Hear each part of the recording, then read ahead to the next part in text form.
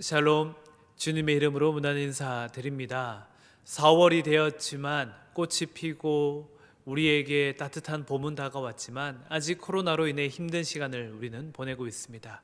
여러분들 삶의 자리에서 먼저 건강하시고 또 말씀과 찬양과 기도로 평안을 누리시며 하나님의 인도하심에 따라 걸어가는 우리 강동 성포에 속한 구역의 식구들, 영락에 속한 모든 권석들 되시기를 주님의 이름으로 축복합니다.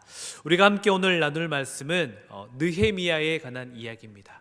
광야에서 만난 성경 인물 느헤미야.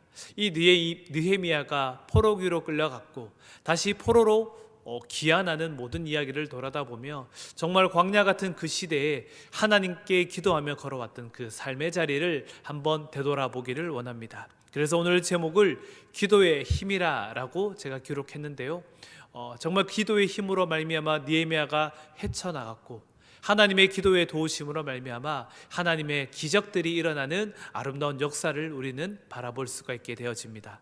오늘 함께 나눌 말씀은 느헤미야 1장 9절에서 11절까지의 말씀입니다.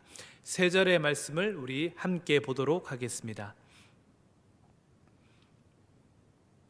만일 내게로 돌아와 내 계명을 지켜 행하면 너희가 쫓긴 자가 하늘 끝에 있을지라도 내가 거기서부터 그들을 모아 내 이름을 두려고 택한 곳에 돌아오게 하리라 하신 말씀을 이제 청하건대 기억하옵소서.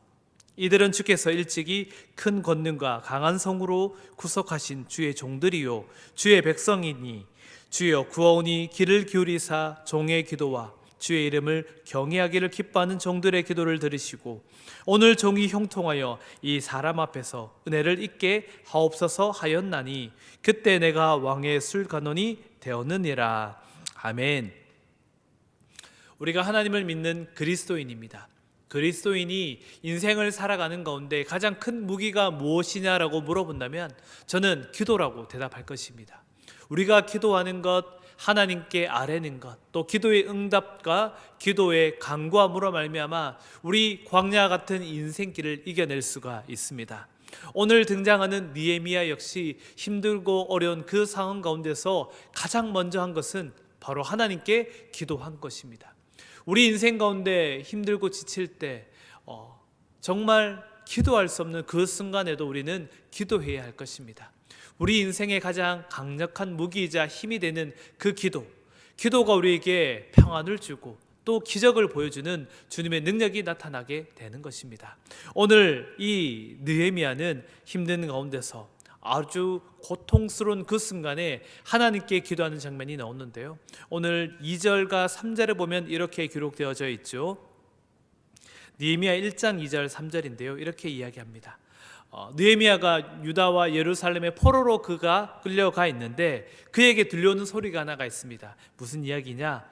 큰 환난을 당하고 능욕을 받으며 예루살렘 성은 허물어지고 성문들은 다 불탔다라는 이야기입니다. 다시 말하면 하나님의 이름이 있는 그 성전이 무너지고 불타버렸던 예루살렘의 이야기를 느헤미야는 듣게 되어집니다. 그리고 그 이야기를 들은 느헤미야는 4절에 이렇게 이야기하죠. 그 말을 듣고 앉아서 울고 수일 동안 슬퍼하며 하늘의 하나님 앞에 금식하며 기도하였다라고 말합니다.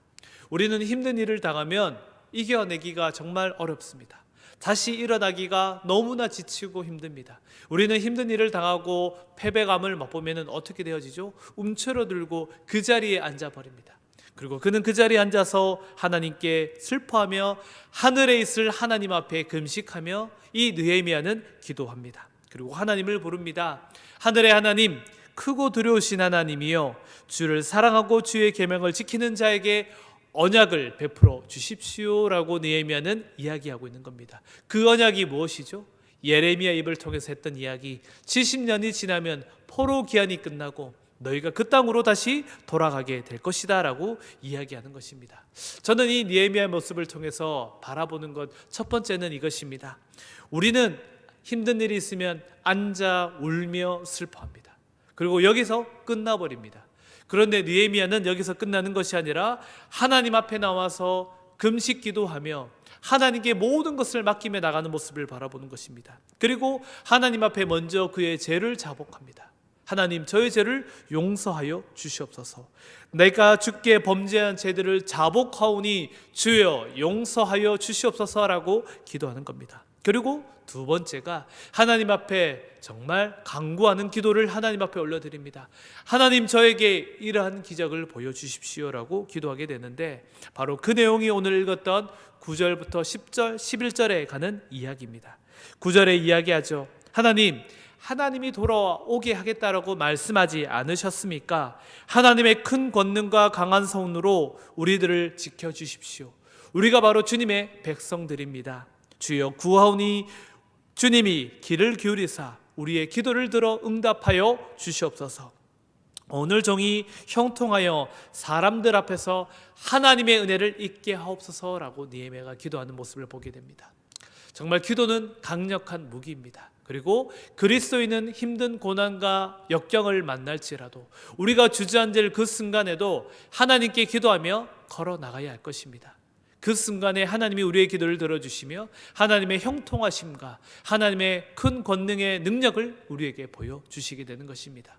중요한 모습은 느헤미야가 힘들고 어려웠던 그 순간에 주저앉아 울고 슬퍼하며 그저 아무것도 할 수 없는 그 순간에 느헤미야는 하나님 앞에 자복하며 금식하며 간구하며 우리를 기억해달라고 기도했습니다.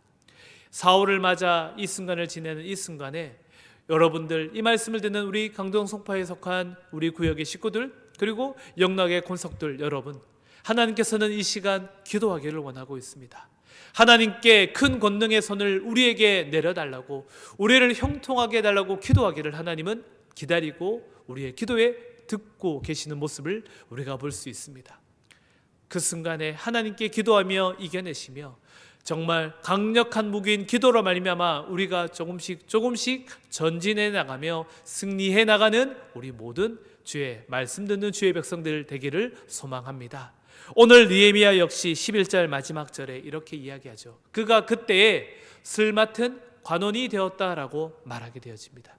느헤미야는 하나님의 한 걸음을 떼게 되어졌습니다. 슬 맡은 관원이 되었고 이후에 왕을 만나게 되어지고 왕의 도움으로 그는 포로로 돌아와 성벽을 재건하는 주님의 기적을 바라보게 되는 것입니다. 하나님의 기도, 한 걸음 한 걸음 전진할 수 있는, 한 걸음을 뗄 수 있는 힘과 능력을 우리에게 허락해 주고 있습니다. 그 은혜로 말미암아 여러분들 한 걸음 한 걸음 걸어나가 승리하며 주의 평안과 기쁨을 누리시며 기도로 승리하는 저와 여러분들 되시기를 주님의 이름으로 축원드립니다. 아멘. 기도하겠습니다.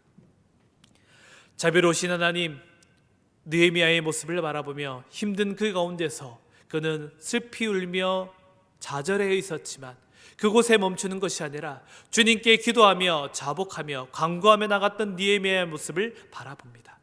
우리 역시 삶의 자리에서 힘들고 지칠 때 무너지는 것이 아니라 하나님께 기도하며 하나님을 매달리며 하나님께 간구하며 걸어가는 주의 백성들 되게 하여 주시옵소서.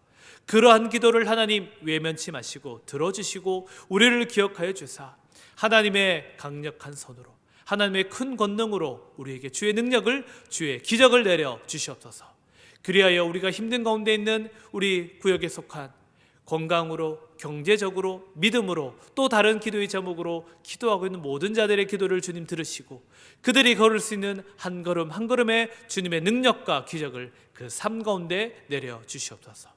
주님의 말씀으로 승리하게 하실 줄로 믿으며 우리 구주 예수 그리스도의 이름으로 기도드리옵나이다. 아멘.